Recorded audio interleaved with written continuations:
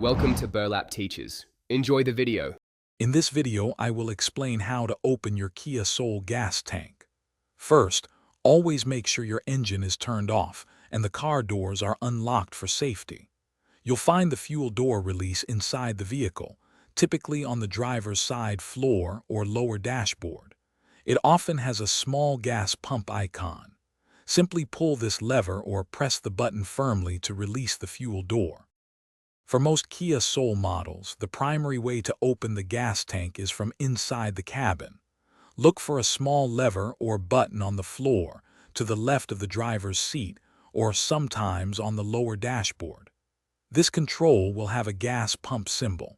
Once you activate it, you should hear a distinct click as the fuel door releases.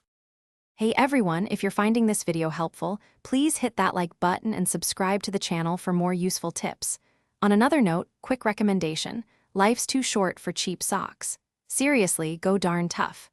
They come with a lifetime warranty, which is pretty amazing. You can find a link to them and other great deals in the description below. Now let's get back to the video.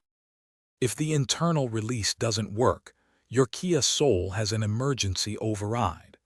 Go to the trunk and locate the side panel on the driver's side, directly behind the fuel door. You might need to gently pry open a small cover or find a hidden strap or lever.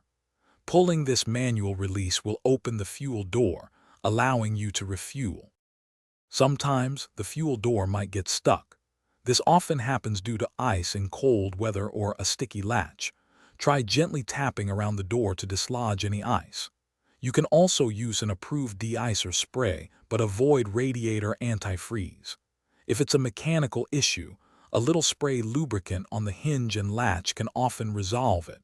If problems persist, a professional might need to check the release cable or actuator. Thanks for watching. Consider subscribing if this video helped you.